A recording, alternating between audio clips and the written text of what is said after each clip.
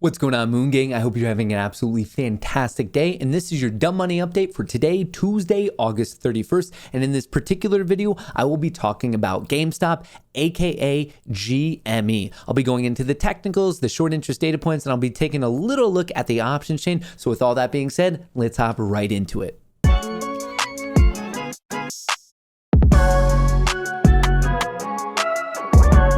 All right, to kick things off, just to set a little bit of foundation, GME had a very good day. It gained 4.32% and closed the day out at $218, actually above it. And now in post-market trading, it's up even more at $219. So very good day. A little bit close to the end, and we were seeing a lot of things actually sell off. It didn't look the best, but it had a very, very nice bounce and rally. And I'm 100% looking for a continuation for the remainder of the week. But before we get into the technicals of why that is, very quickly with the Ortex data. Today, they borrowed 118,000 shares against GME, and there was a net return of 267,000, which puts the short interest in the realm of 12.77%. The utilization is 34.5%, and the shares on loan probably now around 7 million, taking into account the borrow change on the day. I do want to bring to your attention some of the other trends that we're seeing. So ever since kind of early July until now, the trend of the number of loans per day against GME and also the average age of shares on loan going up. Right now, the average age of shares on loan against GME is almost 35 days, and the number of loans per day was 509, and just so you know, the low on this was 343. So that's some of the trends that we're seeing. Just wanted to throw that out there. But I think what's more interesting is what we're seeing in the daily chart. So for quite a while, it was downtrending. GME was downtrending. It came off of really 345 all the way down to around 150. It did break out of this downward trend on August 24th with a lot of strength. And if you remember this, it almost all came in the latter half of the day. We shot up, and then since then, a little bit of consolidation. And I was throwing this out in my update video yesterday and over the weekend about what I was seeing in GME. And this, I think we can better actually explain it on a smaller time frame. So you see the explosion, lower highs, higher lows. This is referred to as a bullish pennant. You have the flagpole, then it's flagging, and usually these break upward, and that's finally what we got today. I love that we're above it. I love that we had decent volume. I would have liked the volume to be better. We traded 3.54 million. Yesterday, we traded 3.3 million. The day before that, 3.2. So we are seeing an increase in volume, and that just tells me that the market participants are accepting this price, but I'm looking for the follow through to 225, and then after 225, which would be a breakout of the August 24th, August 25th highs. From there, I'm literally watching the high all the way from, I guess, June 11th right here, which is 240. So above 225, a nice volume. If we can hold that, I think that puts 240 up. And then from there, honestly, we could just keep trucking. And at that point, I'll just do a new technical breakdown for you.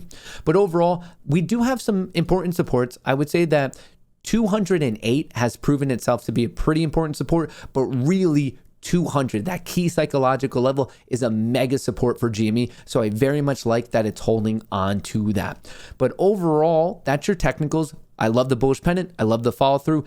The short interest numbers here, I mean, there's still sizable bets against GME. Is it the exact same size that we saw in January? No, but is it of enough size to really get the stock going once again? Yeah, and our fingers crossed that things like Robinhood aren't going to stop the purchasing of the stock. Well, with that, I don't like when people compare GME's numbers of what it did in January till now, because honestly, what happened in January, it's kind of fictitious. They stopped the buying. We knew it was a retail-driven event, and when most retail's on Robinhood and Robinhood stops the purchasing of a stock, those numbers, to me, are completely understated of where GME was truly going to go.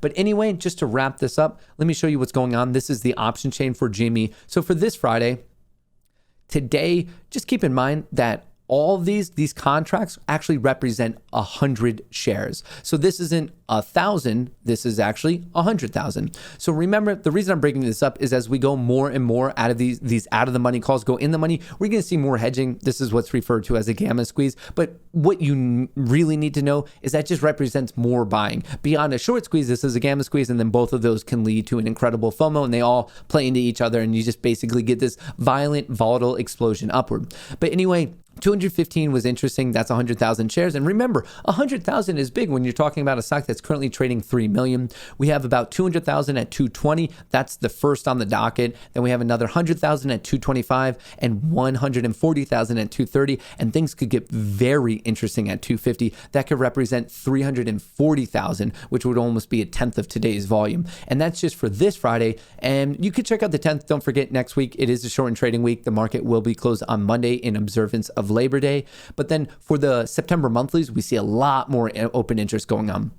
Same thing here, 220, over 1,000 at 230. We have 3,700 at 250, 1,500 at 280, 5,700 at 300. So my point here is it's becoming more and more bloated. Have we seen GME have a crazier option chain? Of course, but my point is that it's trending upward. The interest in all of these out of the money calls is getting higher and higher and higher. And as they start to go from out of the money to in the money, we're going to see more purchasing. And that's exactly how a gamma squeeze can play into a short squeeze. And with that, you have some FOMO buyers and they all play into each other. But if you boil it all down, what it really adds up to is just a mega amount of buying. So overall, this stock is looking very, very good. And I'm particularly excited to see how this really plays out for the remainder of the week.